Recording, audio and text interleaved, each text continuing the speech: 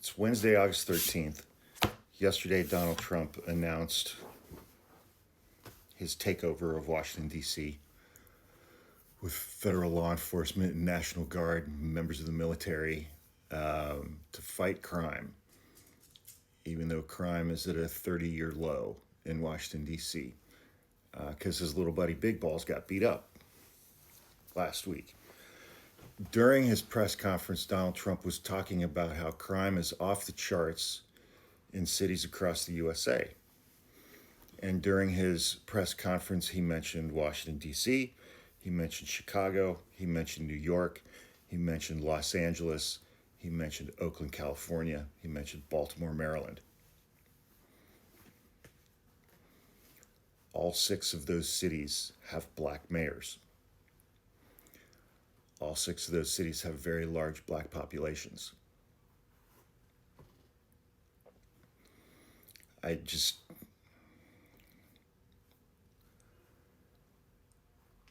This stuff that he's doing, he desperately wants to use the military against people in the United States. And he desperately wants to use the military against black people in the United States.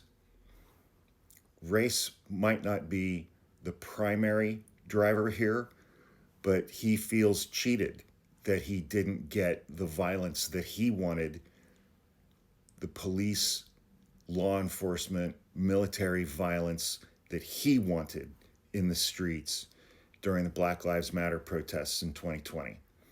He wanted to shoot protesters in their legs.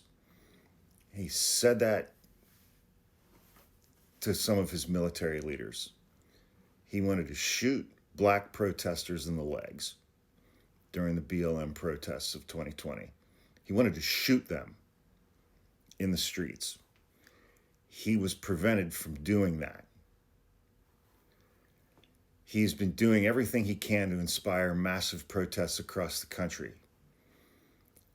And I think it was on June 14th when we had No King's Day, we had those. There were 5 million people across the United States in the streets. Those protests were overwhelmingly white because black folks were taking a rest after the election, many of them, because they showed up on election day and did their part. 92% of black women voted for Kamala. Over 80% of black men voted for Kamala.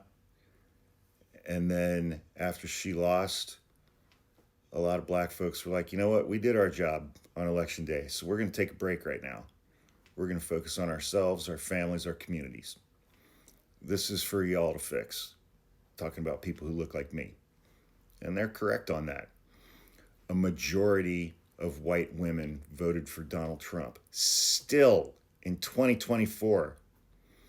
And a huge majority of white men voted for Donald Trump in 2024.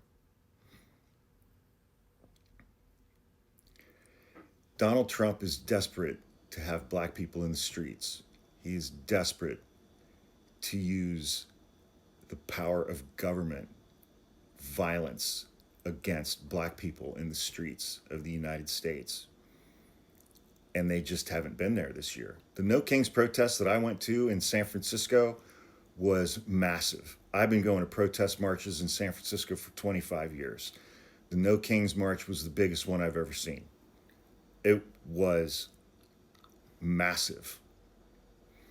And from the beginning of that march, from the time my brother and I got to Dolores Park at 10 a.m. until we marched the whole parade route and we ended up at Civic Center around 2 or 3 o'clock in the afternoon. From the beginning until the end, I saw one cop on a motorcycle dealing with some traffic stuff. One cop. Because that protest was all white people. At the very end, after the march was over, I saw 3 or 4 motorcycle cops who were parked up against Bill Graham's Civic Auditorium at Civic Center. They were all looking at their phones.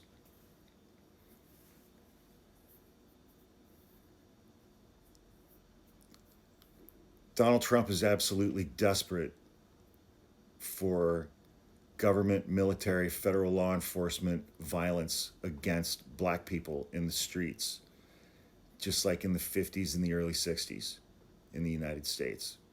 He is desperate for that because he's a fucking racist. And he knows that his base would go absolutely bonkers in support of that. And frankly, I think that he would have the support nationwide. I think support for that would be at a solid 45% easily, if not 50 or higher. You just look at the last election results, man. I mean, so again, it's like Donald Trump wants to be an authoritarian. He wants to be a dictator, but he's also incredibly racist, and so is his base. And he's craving violence against black people in the streets, and he feels cheated that he wasn't able to do that in 2020. And so he's desperately trying to do that again. And that's in part of the reason why he wants the federal government to treat anybody who's over the age of 14 as an adult, so that he can just begin arresting roving mobs of teenagers in Washington, D.C., which means black kids. Race is just an absolutely huge component of this for him and for his base. If we do end up seeing video of violence against young black people in the streets in Washington, D.C.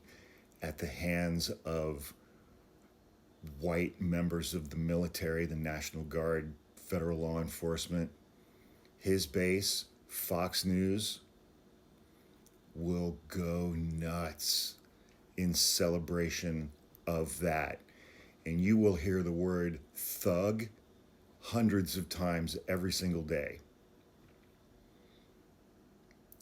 That was a very early replacement for the N-word for these folks. Thugs. Thug. I've heard MAGA describe WNBA players this year as thugs. Professional women's athletes, because they're black.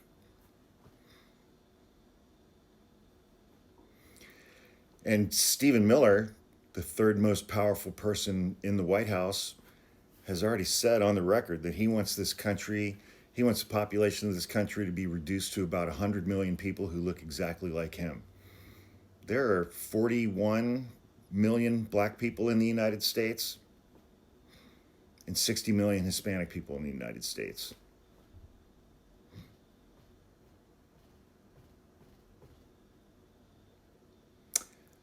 And I think a majority of Hispanic Latino men voted for Donald Trump in the last election.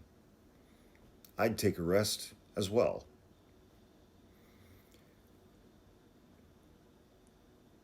If this isn't entirely about race, it's hugely about race. That's a major component to what Donald Trump is doing. It was a huge component of what he did in LA. It's a huge component of what he's doing in DC. And it's what he wants to do in Chicago, New York, Oakland, Baltimore. It's about black people, man.